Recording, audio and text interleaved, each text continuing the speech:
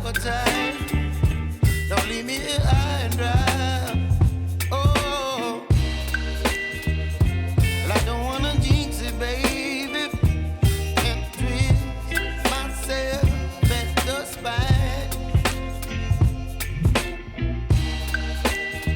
Don't wanna overthink it, baby. It's just twist your body and mine. Baby, you give me ice and fire. You're giving me wind and rain. You're some kind of butterfly. Baby, you give me midnight. You whip up my appetite. Don't leave me here high and dry. Oh, but I don't wanna jinx it, baby. Let's not get ahead of my time. Oh, but I don't wanna miss you, baby. ¿Cómo están? ¿Cómo están? Hola, yo soy Héctor Bliss y nos volvemos a encontrar en una transmisión en vivo más. Nuevamente, recuerden que estamos acá los jueves a las 7 de la noche, hora México. Y vamos a seguir acá, vamos a estar aprendiendo un montón de cosas, vamos a estar compartiendo un montón de conocimiento libremente. ¿Cuál es la intención? ¿Cuál es mi intención? Mi intención es que te animes. Pues son varias. La primera es que te animes. Muchas veces no das el primer paso, no sientes que es el momento. Todavía no, me voy a esperar un poco. Y esa espera puede pasar, puede prolongarse bastante y puede pasar mucho tiempo antes de que realmente te atrevas. Y cuando te atrevas, ya le habrás dado tantas vueltas que realmente perdiste el interés. Es muy importante seguir tu curiosidad. Es algo que yo digo todo el tiempo, es algo que siempre estoy mencionando. Parece chistoso, ¿no? Como que la curiosidad, y ya agarró esa palabra de su eslogan. Pero es que es súper importante.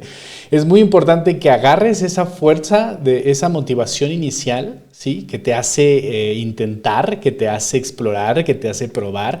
Y estoy hablando de cualquier cosa, no solamente de educación. O sea, estoy hablando de que quieras por primera vez probar algo que te había desagradado a la vista y dices, bueno, me voy a atrever, quiero saber a qué sabe, quiero poder decir que no me gusta, ¿no? Porque cometemos ese horrible error de decir que algo no nos gusta cuando no lo hemos probado. No solamente es falso, es falta de curiosidad. Entonces, aunque lo aborrezcas, por lo menos que puedas decir, bueno, estoy consciente 100% de que no me gusta.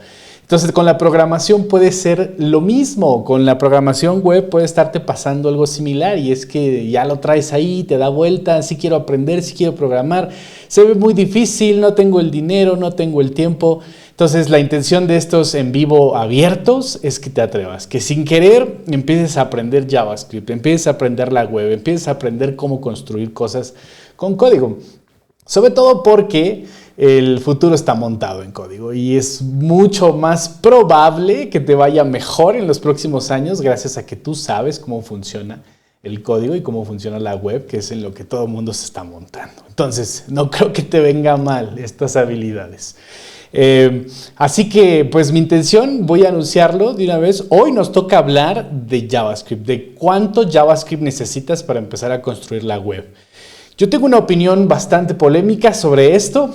La mayoría de los bootcamps y la mayoría de las cursos o escuelas que te invitan a aprender desarrollo web te hacen pasar por un curso de JavaScript muy extenso, lo cual tiene sentido cuando piensas que tienes todo el perfil de programador, que tienes todo el perfil de persona técnica, pero pierde un poco de sentido cuando lo vas a hacer para tu negocio, cuando lo vas a hacer como hobby porque eres curiosa, cuando lo vas a hacer porque tienes una necesidad específica. A lo mejor estás emprendiendo en otra cosa, en un negocio que tiene que ver con logística o con alimentos, pero realmente te hace falta la página web. Y como a ti te ha despertado curiosidad programar, piensas que la podrías hacer. Que no tendrías que pagar 20,000, 10,000, 15,000, 100,000 pesos por una página web. La podrías hacer tú. Es para tu negocio, información de tu negocio, un botón de contacto, un formulario. Y tampoco es como que quieras usar una plantilla. O sea, realmente quieres usar ese pretexto de tu negocio para explorar tu curiosidad. Y eso es súper valioso y es súper inteligente. Es bueno que aprendas a hacer cosas porque las necesitas. Si te vas por el camino de la curiosidad, es que si tienes realmente un plan de quién eres y quién quieres ser, ¿sabes? O sea, qué quieres saber, no solamente qué quieres ser, sino qué quieres saber en los próximos años, cómo te ves como profesional, ¿no? Porque siempre va a venir alguien a decirte, no, eso outsourcéalo, cómpraselo a alguien, usa un template, usa WordPress, etc. Y tendría razón si tu prioridad es el dinero y sacar a la venta algo o sacar adelante el negocio, tendría sentido.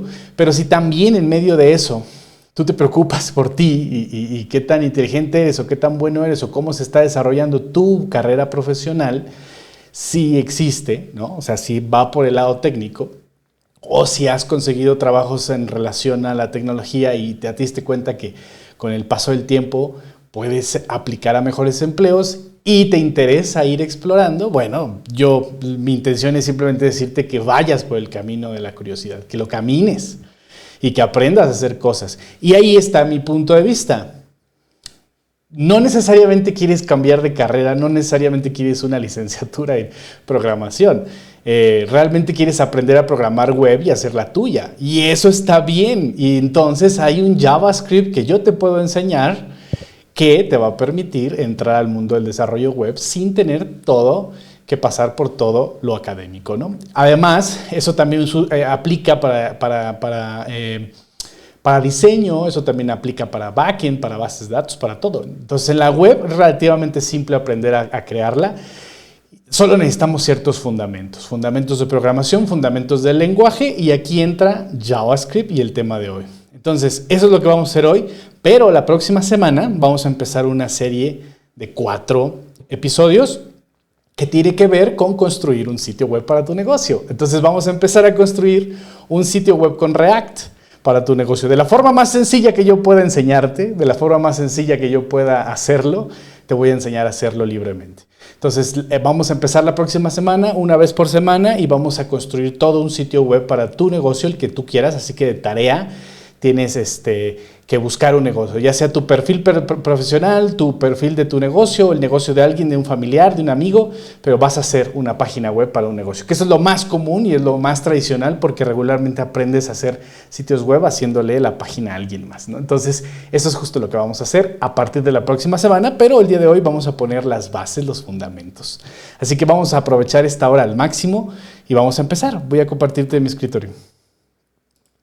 Quiero también mencionarte que este pequeño webinar se va a enfocar en las primeras 3 cosas o en los primeros 3 puntos que yo considero el mínimo JavaScript para React.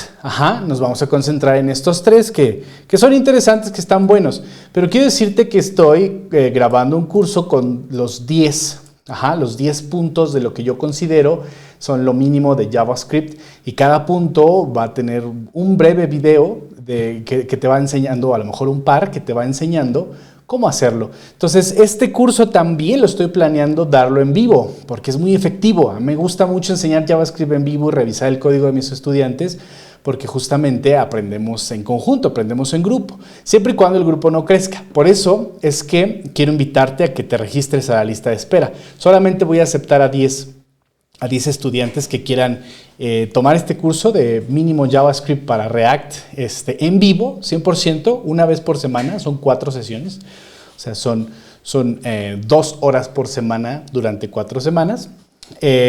Todavía no tengo fecha de inicio, va a depender de la demanda, tal vez no lo haga si a nadie le interesa. Entonces, si a ti te interesa, súbete a la lista de espera y te vamos a contactar, ¿no? Una vez que nosotros decidamos abrirlo, te vamos a contactar y te vamos a preguntar por qué aprovecharías el curso para seleccionar a esas 10 personas. Entonces, ahí te dejo el link, aquí está el link, por si te quieres registrar de una vez a la lista de espera, para que no te vayas a perder en febrero el taller de mínimo JavaScript para React, pero en vivo conmigo, ¿sale? Vamos a empezar. En mi primer punto, vamos a mencionar los 10 puntos. No voy a explicar uno por uno a profundidad, solo por superficie, y después vamos de entrada y de lleno al número 1. Yo consideré 10, me costó mucho trabajo reducirlo a 10, tenía yo 20 y tantos y dije, bueno, en ese caso, todo el lenguaje, ¿no? Dejas de decirle o prometerle al estudiante y le dices, bueno, aprende todo JavaScript muy bien durante un año y luego vienes a React. Y no es así. Creo que con estos 10 elementos del lenguaje de JavaScript puedes empezar con React sin atorarte, sin atorarte. Por supuesto que vas a necesitar estudiar más, practicar mucho en React, pero teniendo estos fundamentos de JavaScript realmente creo que puedes aprender todo lo demás cuando lo necesites, ¿no? Entonces, el número 1 es entender las funciones de JavaScript. Ya sea que hagas React en clases o que hagas React con hooks y con funciones, es importante entender cómo se usan las funciones, cuáles son las diferentes funciones que existen en JavaScript, qué es un método de una clase en programación orientada a objetos. Por ejemplo, si haces una clase de React, un componente de clase, pues tienes que hacer un enlace, ¿no? Una relación entre el this y el this. Y entonces creo que es importante entender los scopes de las funciones y entender exactamente cómo funcionan, valga la redundancia, ¿no?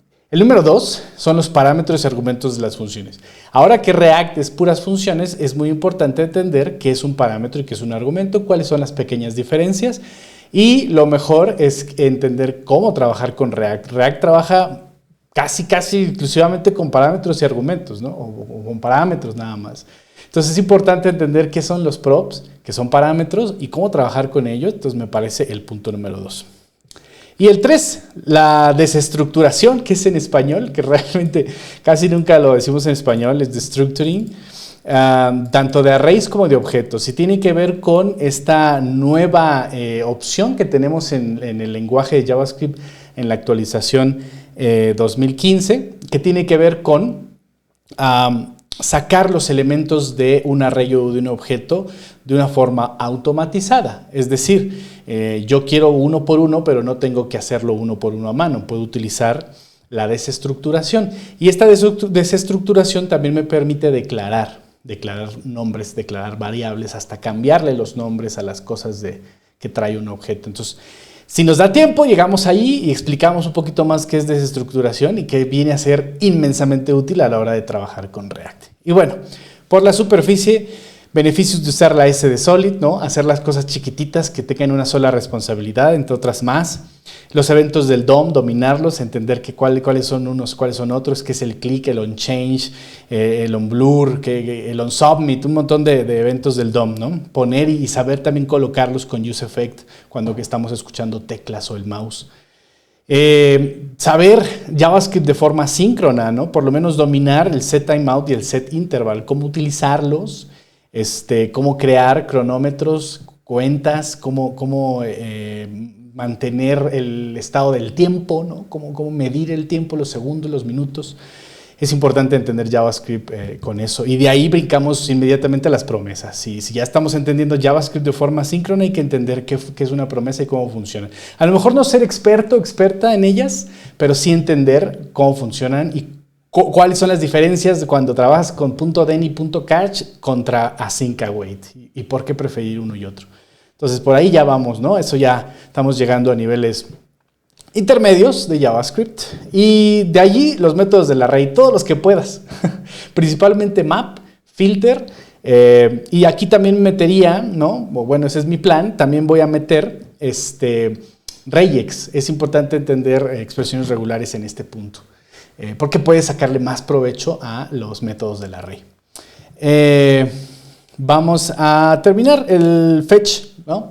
Es importante que ya que dominas JavaScript y que estás construyendo componentes que pueden ser inteligentes gracias a tu JavaScript, bueno, va a ser interesante conseguir data desde cualquier servidor y entender qué son cores, entender cómo se mandan los headers, cómo se parsea, cuál es el form data, qué es el JSON, y todo eso está embebido en el punto número 10. Entonces, que si este curso es algo que te llama la atención, es algo que te guste, es algo donde te gustaría empezar, que además está bien pensado para developers web y React, ¿no? Para entrar al camino como debe ser, sin tener que pasar horas con un montón de paja, este curso es para ti. Entonces, por último, recuerda, te puedes suscribir a la lista de espera, son 4 sesiones y vamos a aprovecharlas al máximo en febrero.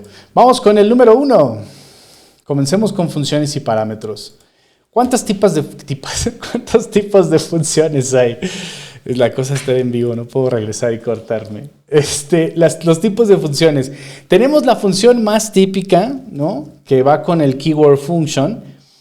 Y este keyword, o cualquier keyword en JavaScript, está reservado. No puedes usarlo para nombres de variables, no puedes usarlo. Hay algo que pasa bien chistoso y es que existe el delete, ¿no? El keyword delete para borrar una llave de un objeto.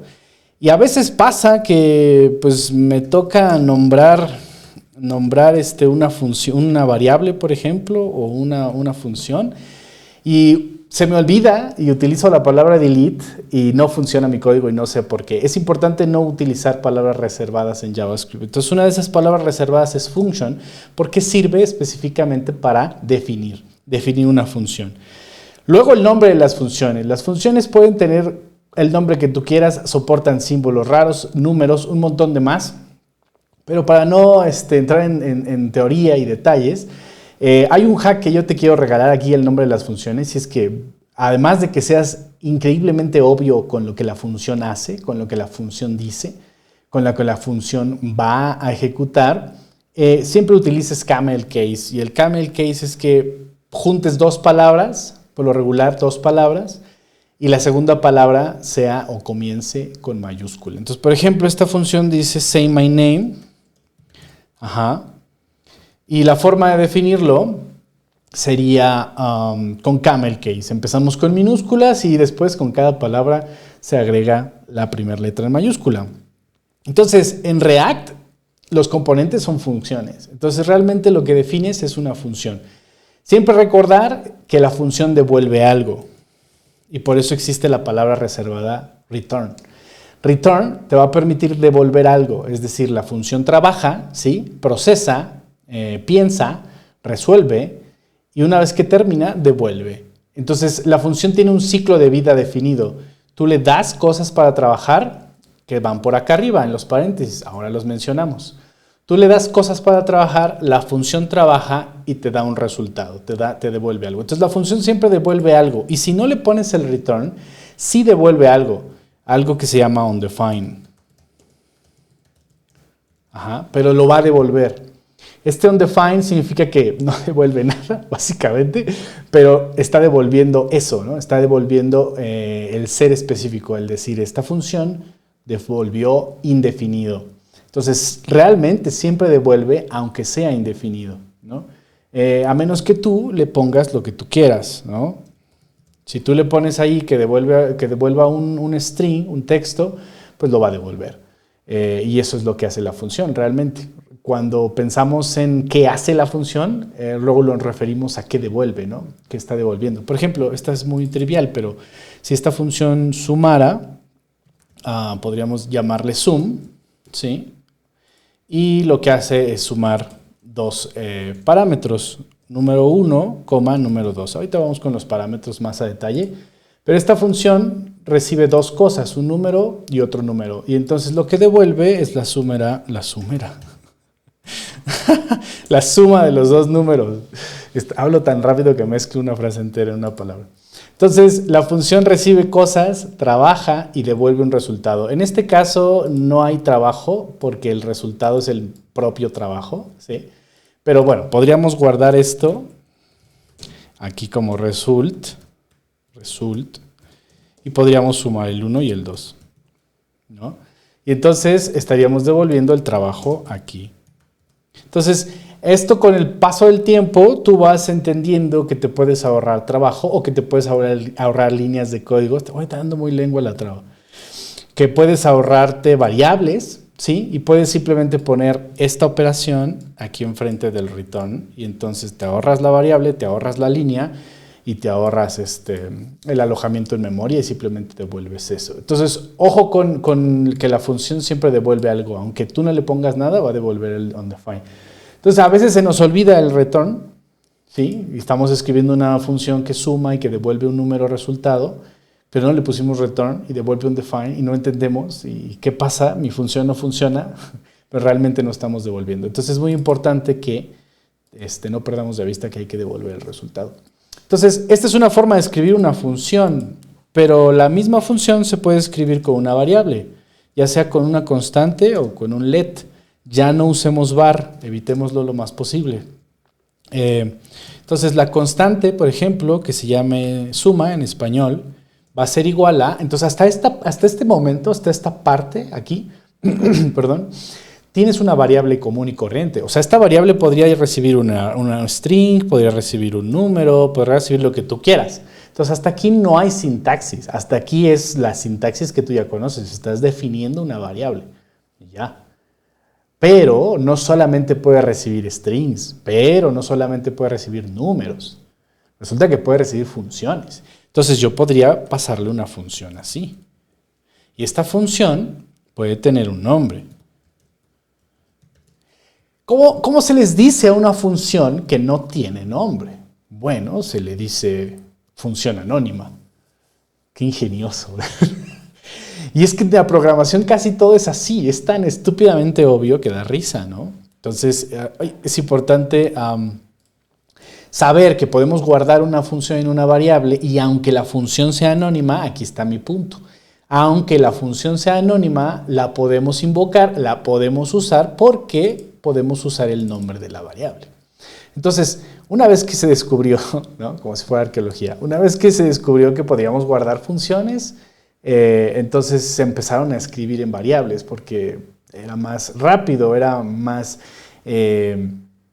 administrable tener variables, además de que también sirve mucho para pasar estas funciones a otras funciones o pasar estas funciones a otras partes del programa de una forma más cómoda y haciendo o aprovechando el alojamiento de memoria de una variable. Entonces, pues se puede guardar una función y se puede guardar una función de estas. Este tipo de funciones se llaman arrow function, o funciones de flecha.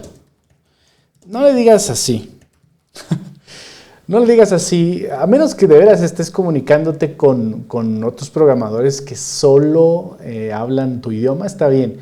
Pero yo te recomiendo siempre que le digas a las cosas con el nombre en inglés, porque eso te va a permitir no solamente comunicarte mejor con un equipo de desarrollo internacional en el futuro o en el futuro próximo, y es muy importante para ti, pero yo creo que más que eso, porque mientras más te lo digas en inglés, más se queda en tu subconsciente. Y entonces cuando alguien te haga una entrevista de trabajo, cuando alguien te pregunte cómo se llama y cómo le llamarías o qué está pasando, y tú usas los nombres correctos, esto lo he escrito en mi blog muchas veces, cuando te recomiendo prepararte para una entrevista de trabajo, es muy importante decirle las cosas por cómo se llaman. Y dilas en inglés, está bien. Al final del día, vas a grabártelo mejor, ¿sí? Y te vas a escuchar más profesional. Entonces, en educación es distinto. En educación sí digo y hago muchas metáforas, pero es muy importante siempre mencionar cuál es el nombre correcto. Entonces, bueno,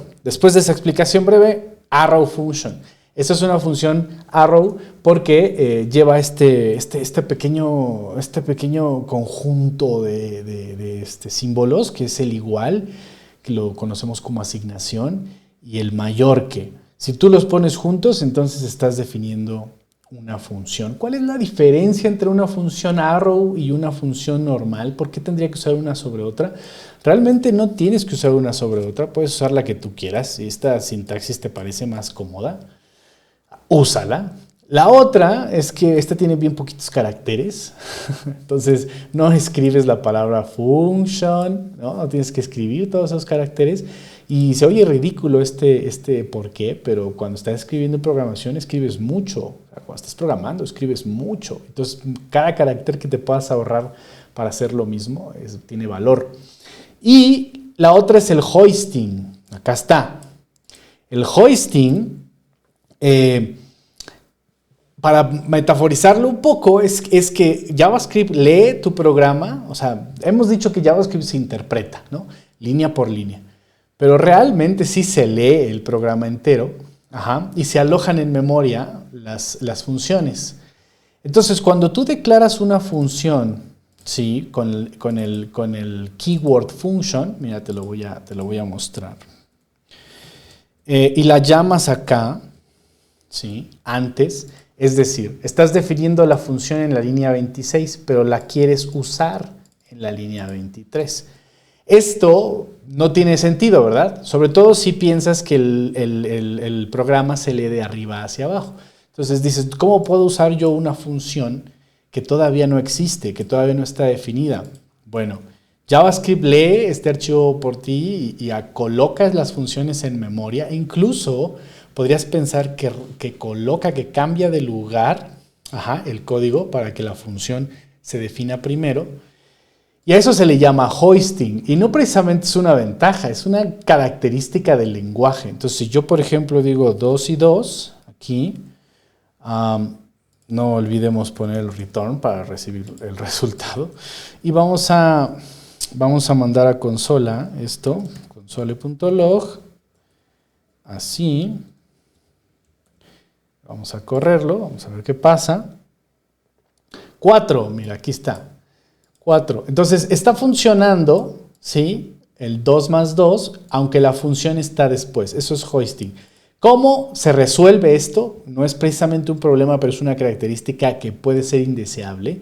Muchas cosas en JavaScript no son mortíferas, malvadas, ¿no? Sino que pueden ser repentinas y pueden ser indeseables, es decir, puede descontrolar tu programa. Puedes invertir mucho tiempo en no saber qué pasa o por qué pasa. Y eso es justamente también lo que resuelve TypeScript, ¿no? Que el lenguaje no sea tan sorpresivo, ¿no? Entonces el hoisting es una de esas características. La función, a lo mejor en algún programa tú dirías, oye, yo quiero que esto no pase si la función no existe todavía en memoria o si la función todavía no está definida en el programa y el hoisting no te lo permite. Pero si hacemos la misma cosa con el arrow function, fíjate, el arrow function tiene otra cualidad bien chévere y es que puedes evitarte el bloque. Este es el bloque, las llavecitas. Entonces tienes lo mismo que tienes en una función tradicional, así. Yo puedo hacer eso. Pero el arrow function tiene otra bondad y es que el arrow function también está pensada para ahorrar caracteres, para hacer las cosas más rápidas. Sobre todo pensando en lambda, que es este estilo de programar funciones en una sola línea, ¿no? En fin, puedes escribir funciones en una sola línea. ¿Cómo? En lugar de poner el bloque, que son estas llavecitas, y en lugar de poner el return, lo puedes quitar por completo, ¿sí? Así, y poner delante de la flecha, ¿sí? Lo que quieres devolver. Esto implica el return. Eso no lo sabía. Esto implica el return. Si yo no le pongo un bloque, entonces lo que yo le estoy poniendo aquí es una expresión. A esto se le llama una expresión. Y regularmente es de una sola línea. No puedes poner aquí el punto y coma y seguir escribiendo. Ya no sería una expresión. Ya necesitarías un bloque, ¿sí? Si tienes más de una línea. Entonces, pero si tienes una sola línea, esa línea la pones delante de la flecha, el return está implícito, y se devuelve el resultado. Entonces, fíjate qué rápido, qué simple y qué corto, qué pequeñito puedes escribir todo esto. Entonces, si tú me preguntas, ¿cuál debería usar Bliss? Bueno, la que tú quieras. A lo mejor te gusta más escribir menos. Vamos a utilizar suma aquí, suma en el console log, y vamos a ver qué nos dice JavaScript, ¿no? Y ahí está.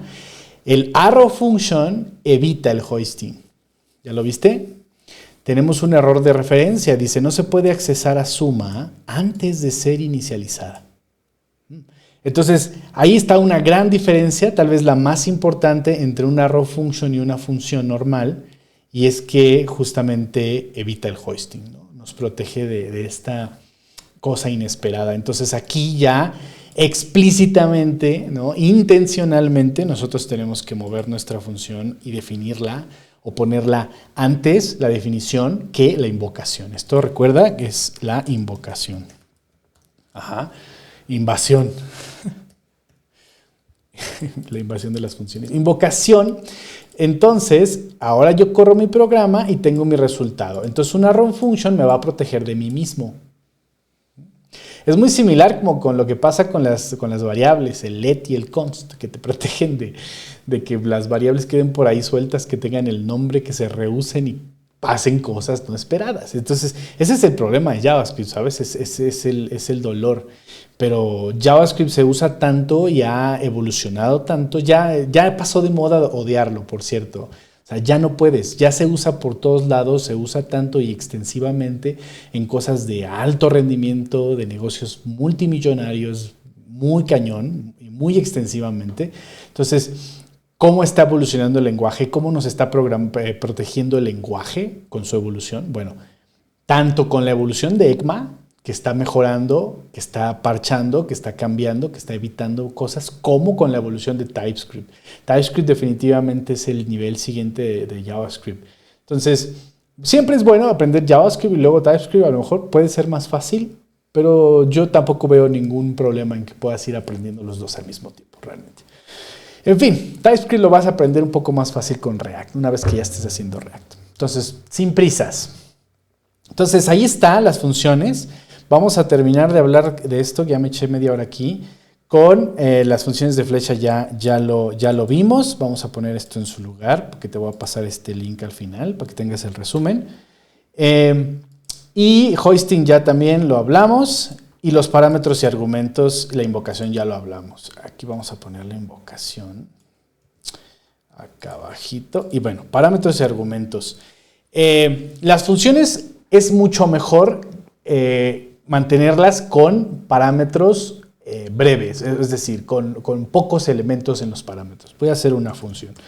Por ejemplo, vamos a decir que este se llama print profile, ¿sí? Y lo que hace es imprimir en pantalla, es una arrow function, estoy definiéndola, la puedo invocar con el nombre de la variable, ¿recuerda? Y aquí voy a definir mis parámetros. Entonces voy a recibir el nombre, voy a recibir la edad, voy a recibir si está activo, voy a recibir algún libro que le gusta al usuario, ¿no? Entonces es un usuario. Y yo estoy definiendo 4 parámetros. Número 1, los parámetros se llaman parámetros cuando los defines, ¿sí? Son nombres inventados que tú le estás dando a estos valores. Yo estoy diciendo que voy a recibir 4 valores. Ajá. No sé qué tipos de datos son. Aquí está otro asunto de JavaScript. Yo no sé qué tipos de datos son. No sé si son texto, no sé si son números, no sé si son arrays, no sé nada, ¿sí? Y esto, cuando tú ya eres un programador que ha construido cosas grandes, cosas robustas, cosas dolorosas, quisieras, ¿no? Es un deseo de alguien con experiencia de decir, ay, sí me gustaría saber qué trae nombre, ¿no? O sea, para saber cómo tratarlo, para no inyectar bugs intentando multiplicarlo por otro número. Entonces, ese tipo de cosas es bueno mencionártelas porque dos cosas que destacar de eso. Uno, dirían cualquier persona que es menos profesional. Por supuesto, JavaScript no es tan profesional porque no tiene tipado. JavaScript no es tan pro, no es tan robusto porque no tiene tipado. Tienen razón. Pero hay una razón todavía de más fuerza para mí, y es que nadie comienza su carrera siendo senior, o nadie comienza su carrera y de repente de la nada obtiene un chingo de experiencia. Eso no pasa. Tienes que caminar, tienes que ir agarrando experiencia, tienes que practicar, tienes que intentar, tienes que aprender, y todos empezamos siendo principiantes. Y la programación es algo tan complejo que si lo vas aprendiendo conforme pasa el tiempo de a poquito, llega un momento en el que tienes un bagaje de conocimiento enorme, sobre todo si no te detienes, sobre todo si sigues aprendiendo. Tienes un conocimiento enorme hacia atrás que realmente dices, nunca hubiera aprendido eso en 1 año, en 2 años. O sea, tuvo realmente que pasar toda mi experiencia y todo lo que he construido. Entonces, hay personas que tienen más experiencia que otras, no es por los trabajos, es por la cantidad de cosas que construyen. Realmente no tiene que ver si tienes un puesto u otro. Eso es dejarte un poco llevar por la corriente. A ver qué puesto me toca, a ver qué me toca aprender, ¿no? A ver qué aprendo en esta empresa. Eso es dejar muy al aire tu carrera profesional. Tú realmente tienes que decidir qué quieres aprender este año. Entonces, TypeScript es una buena idea y JavaScript. Dominar JavaScript. El nombre, la edad, si está activo y si es un libro. Esto puede ser peligroso porque si yo imprimo esto, por ejemplo, nombre, y digo aquí name, ¿sí? Y voy a copiar esto, estoy en Replit, voy a hacer así, Voy a copiar esto para poner el age y aquí el age y voy a poner el active y el active y por último el libro, ¿no? Libro y aquí el book. Esto es peligroso, ¿por qué? Porque yo tengo que cerciorarme, ¿sí? Voy a invocarlo aquí en el console log. Yo tengo que cerciorarme, es más sin el console log porque como la función ya hace console log, print profile y le voy a pasar, ¿no? Mi nombre, Bliss, le voy a pasar mi edad, ¿no? 22, oh, me gusta más de 18, le voy a pasar si estoy activo, ¿no? Que va a ser un booleano, y le voy a pasar un libro que esté leyendo ahora mismo, que no sé, el libro de arena de Borges. Entonces yo paso esto a mi función y yo tengo que pasar exactamente el orden de estos valores. El nombre tiene que ser el nombre, la edad, activo un booleano. Y no estoy haciendo operaciones, no estoy multiplicando, convirtiendo, transformando, tomando decisiones con el booleano, no lo estoy haciendo, pero yo fácilmente puedo equivocarme aquí y pasarlo así, ¿no? O sea, ingenuamente, por supuesto. Tengo 4 y realmente no recuerdo cuál sigue, voy a intentarlo. Esto también cuando estás programando y usando tus funciones te obliga a ir a verlas, ¿no? A leerlas, eso da flojera. Es como, las funciones deberían ser súper obvias, saber cómo usarlas sin tener... Claro, la primera vez tienes que leer cómo usarlas, pero una vez que las has usado y se te olvida, dices, bueno, debería ser intuitivo, debería ser más simple usar una función sin tener que ir y leer cada vez, porque como programadores olvidamos todo, ¿no? Entonces siempre tienes que ir a ver. Entonces si yo corro este programa, ya está mal. Es un error silencioso. ¿Por qué? Porque el activo no es el libro de arena y el libro no es falso. Y solo porque cambió el orden. Entonces, esta es la forma más tradicional de pasarle los parámetros a una función. Estos se llaman parámetros cuando tú les das el nombre ficticio. Esto es un nombre para el scope, esto se llama scope. No es tan difícil. Esto scope es la función. Todo el espacio donde la función existe, su universo. Lo que tú haces es inyectar cosas a ese universo por medio de los parámetros. Entonces llegan cosas del cielo. Llega el nombre, llega la edad, llega si está activo, llega el libro. Esos son los parámetros. Son los mismos de acá abajo, pero si te fijas, estos son nombres, ¿ya viste? Son nombres, mientras que estos de acá son valores reales. A esta diferencia de ser hipotético, es decir, aquí te va a llegar esto y se va a llamar así, mientras que en la línea 45 tú específicamente estás pasando valores. ¿Sí? Bliss, 18, el libro de arena y falso, son específicos, son exactamente el valor que tú estás pasando. A eso se le llama argumento. Y esa es la diferencia. Un parámetro es un nombramiento cuando tú defines, mientras que un argumento es un valor real que tú pasas al invocar. Está bien, ¿no? Esa es la diferencia. Entonces, yo llamo a mi función con el orden inadecuado, ¿sí? Y ya, cometí errores. Y esto hace una función difícil de usar. Hay una mejor manera de hacerlo y es con objetos, ¿sí? En lugar de recibir varios parámetros, solo quiero recibir uno. Y a estos parámetros se les puede llamar como tú quieras, grupo, params, o como React propuso, props. Entonces, esos son los props o las propiedades, ¿no? Las propiedades de un objeto se puede pensar así. Y en lugar de pasar una por una, pasas un parámetro. Entonces yo ya no puedo pasar todos estos parámetros, pero puedo pasar un objeto. Y entonces este objeto lo voy a construir aquí en la línea 46 y yo voy a decir que el nombre es Bliss. Y yo voy a decir que la edad es ya cumplió un año, 19, y voy a decir que está activo, true, y voy a decir cuál es el libro, otro libro que está leyendo, con minúscula lo voy a poner, otro libro que está leyendo, El Cuervo. ¿No? Ahí está.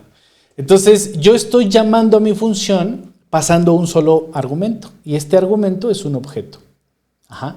Entonces yo paso el objeto, la función recibe un objeto y entonces ahora usa las llaves del objeto. props.name, props.age, props.active y props.book. Y entonces mi función sigue funcionando, pero adivina qué. ¿Qué ventaja tenemos aquí? Libro. Ah, le puse libro. Spanglish. Ahí está. ¿Cuál es la ventaja aquí? Que ya no importa el orden. Te puedes equivocar, puedes poner el name hasta abajo. ¿Sí? Puedes poner el active primero. Ya no importa porque un objeto no tiene un orden. Entonces lo que tú estás diciendo aquí es que tú recibes todo el objeto y tú usas la llave específicamente. No te importa su orden, no te importa el orden que tiene dentro del objeto, no te importa el orden en el que fue definido, simplemente usas la llave. Entonces fíjate, tenemos el resultado siempre correcto sin depender de que el programador recuerde el orden. Entonces esta característica, yo he visto muy poco y he leído muy poco sobre ella, ni siquiera es que tenga un nombre. Simplemente se le conoce a veces como objeto de configuración, pero es una estrategia súper potente que yo uso todo el tiempo con mis funciones. Realmente yo casi nunca recibo parámetros, a menos que la función sea estúpidamente simple. Si recibo un parámetro, 2, ya. Pero si necesito 3 parámetros, en automático pongo un objeto, o sea, en automático. ¿Por qué? Pues porque tiene muchos beneficios, entre ellos el no tener el orden y que pueda crecer la cantidad que tú quieras, ¿no? Y otro gran beneficio es que si esto es data de tu base de datos, pues puedes pasar directamente la data, ¿no? Puedes pasar el objeto completo lleno de llaves y tú vas sacando y usando las llaves que vayas necesitando. Esta característica la explota masivamente React. O sea, React explota esta característica, está en su corazón, está en su núcleo, ¿no? Los props, que no es otra cosa más que un objeto con llaves. Hasta acá tienen preguntas. ¿Qué es más rápido, un for, for each, for in? Eso va a depender de qué pongas adentro. Si estás realmente haciendo operaciones pesadas dentro de cualquiera de esos, pero si haces exactamente lo mismo y corres alguno, también tiene diferencias. No tengo la respuesta realmente, no sé cuál sería más rápido, estoy suponiendo que el for-in tiene un algoritmo de búsqueda implícito, entonces el for-in podría ser el más lento. El for each es regularmente para arrays, entonces diría que puede que siga siendo más eficiente un for si vas a recorrer lo mismo, aunque el for each te va a ahorrar los índices, te va a ahorrar entrar al objeto con índices. Realmente no necesitas los índices, entonces yo preferiría un for each si estuviera trabajando con un array. Perfecto, entonces vamos a seguir. Si no hay más preguntas, si todo está claro hasta acá, ya cubrimos las funciones prácticamente y vamos a ver si nos da tiempo de hablar de desestructuración, ¿no? Desestructuración. Y la desestructuración tiene que ver con lo que ya estamos haciendo de las funciones. Un ejemplo con objetos y ahorita un ejemplo con arrays. El ejemplo con objetos. Yo estoy escribiendo props muchas veces y eso se ve feíto, ¿no? Se ve feíto y además me puedo equivocar en estar escribiendo ese props. Entonces, cada que yo use una variable es más aconsejable, es una mejor práctica, no tener que escribir tanto esa variable, o sea, que la variable no sea tan larga. A veces es mejor que sea larga para que se entienda, sin albur, pero es importante que la variable no vaya a tener errores. Por ejemplo, si yo escribo mal aquí props, entonces es mejor que la variable sea pequeña. La forma de usar este name, este age, este active y este book sin tener que estar escribiendo props, que es algo repetitivo, es también una característica de JavaScript moderno y se llama desestructuración. ¿En qué consiste? En lugar de yo poner los props aquí, yo puedo declarar, como si yo estuviera declarando un objeto, ¿sí? Cuando creas una variable objeto y la declaras, y le pones llaves y le pones valores. Muy similar, estarías declarando el objeto, pero este objeto es el objeto que te llegó. No lo estás inventando tú, no le puedes poner el nombre que tú quieras. Tienes que ponerle el nombre de sus llaves para sacárselas. Prácticamente estás abriendo la caja. Y este concepto es curioso y es importante, y te voy a suplicar que pongas atención, porque si entiendes bien este concepto, muy mal hoy, este concepto de desestructuración, si lo entiendes bien, también vas a entender la composición en React cuando llegues a ella, porque es lo mismo. Entonces, lo que estás haciendo aquí con la desestructuración es abrir la caja, abrir el objeto que te llegó y decir, el único elemento que me interesa de tu objeto es la llave name. Entonces, por ejemplo, yo puedo comentar todos estos para que no manden un error y decir, ok, me vas a dar un objeto que trae muchas llaves, pero realmente la que me interesa nada más es name. Entonces yo desestructuro el objeto, ¿no? Pongo aquí la llave que me interesa en el objeto que yo estoy definiendo como parámetro. Entonces, al correr esto, props ya no existe. Entonces yo puedo usar directamente el nombre de la variable, porque esta llave se convierte en una variable que llegó por los parámetros. Ajá. Entonces, de esta misma forma, yo puedo sacarle cualquier otro parámetro. Props ya no existe. Yo puedo sacar cualquier otro parámetro de mi objeto, book. Entonces voy a descomentar book y quitar props. Y esto es muy potente en React. A mí, por ejemplo, me encanta hacer esto todo el tiempo. Realmente no hay forma, no hay momento en el que no lo haga. Prefiero tener bien explícito las variables. Y esto trae un montón de beneficios. Te voy a decir 2 o 3. El primer beneficio, active no lo he declarado. Claro, ahí está. Es importante declararlos. El primer beneficio es que yo puedo asignarles un valor por default, ¿sí? Gracias a la desestructuración. Esto no se podría si yo recibiera nada más aquí el objeto props, ¿no? Yo puedo asignarle un valor por default. Por ejemplo, en name vamos a ponerle igual a, no sé, Juanito. Ahí está. Entonces, en name va a ser Juanito si no me lo dieran. Mira, vamos a borrarlo de acá. Entonces, vamos a invocar nuestra función printProfile. Vamos a mandarle 3 llaves, pero va a hacer falta una llave que está usando. Y esta llave que está usando en el 38 es name. Pero como sabemos que podría, por alguna razón, nuestro programa fallar y no traer esa llave, nosotros pusimos un valor por default. Entonces, este valor por default solo se va a usar cuando name no sea entregado. Entonces, si lo corremos, ahora dice Juanito. Significa que nuestro default funciona correctamente. Entonces, esta es una de las ventajas de desestructurar. Es muy cómodo agregarle valores por default, que en React viene a ser muy útil cuando tú no quieres que tu componente se truene, ¿no? Porque le falta un prop, le falta un valor, entonces tu componente se rompe. No se va a romper nunca más si tú tienes la capacidad, muy cómoda, por cierto, de agregar una default. Entonces, lo mismo, si el nombre sí viene, entonces el default es ignorado y se utiliza el correcto.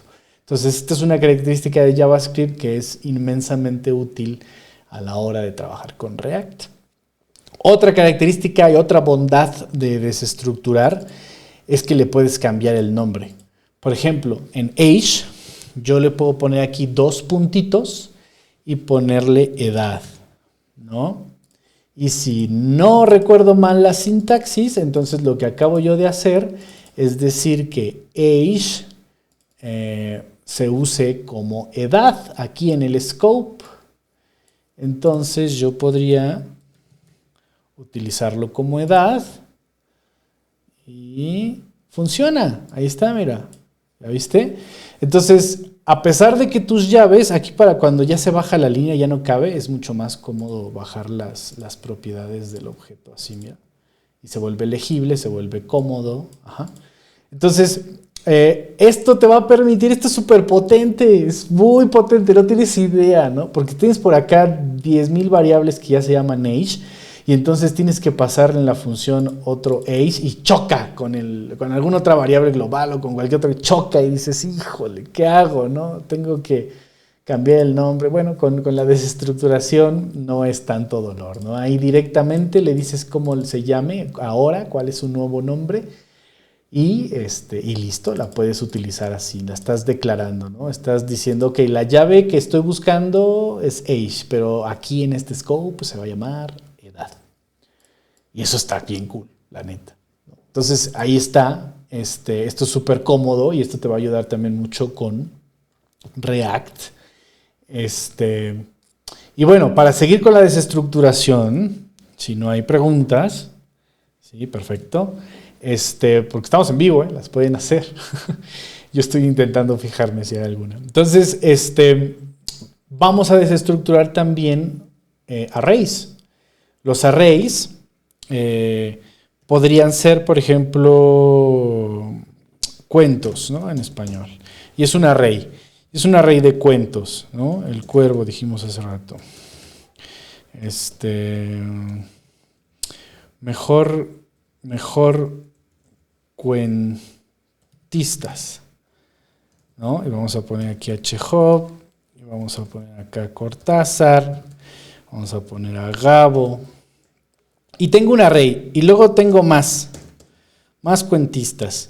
Vamos a poner a Felisberto, vamos a poner a Bolaño, y tengo otros dos cuentistas. Entonces yo quiero tener el resultado de la suma de esos dos arrays, ¿no? Yo quiero juntar esos arrays, mezclarlos en uno mismo. Entonces yo puedo utilizar concat, yo puedo utilizar algunas otras estrategias, incluso array, la clase array también la podría usar para mezclar esto. Pero la sintaxis de desestructuración es increíblemente cómoda, es increíblemente útil. Y es que yo puedo agarrar y definir un array nuevo y decir que quiero llenar este array con los elementos de cuentistas. ¿Sí? Vamos a imprimir esto para ver qué hay. Voy a quitar los console.log. Bueno, no importa. Vamos a ponerlos ahí. Console.log. Todos. Entonces vamos a imprimir todos a ver qué pasa. Y vemos que todos, ¿sí?, son exactamente los mismos que cuentistas. Entonces lo que yo hice fue sacarle uno por uno los elementos del array. Estos tres puntitos es exactamente lo que estamos haciendo. A este operador se le llama también spread, pero no deja de ser desestructuración, porque estás destruyendo la estructura y sacando los elementos, por eso el nombre. Pero a este se le llama spread operator, ¿no? Y así se llama. Entonces, cuando alguien te diga los puntitos, tú dile, el spread operator. Entonces, lo que estás haciendo es sacar los elementos. Esto es muy cómodo porque entonces puedes trabajar con arrays y con transformación de arrays súper fácil. Y cuando estás con React y tienes una lista de cosas muy grande y tienes filtros regularmente o buscadores donde tipeas una palabra y entonces vas a ir a buscar cosas, estos tres puntitos, este spread operator viene a ser inmensamente útil. Entonces, yo podría combinar, por ejemplo, de esta forma los dos arrays, ¿no? Yo podría decir que todos es igual a un array nuevo que está conformado por los elementos de cuentista y al final, o en la parte de atrás del array, los elementos de más. También yo podría decir que no, que al revés, ¿no? Primero más, luego los elementos de cuentistas. Esto, yo puedo jugar aquí con el orden un poco y también puede que venga bien a mis fines. Entonces, fíjate cómo el total, todos los cuentistas están juntos, están mezclados.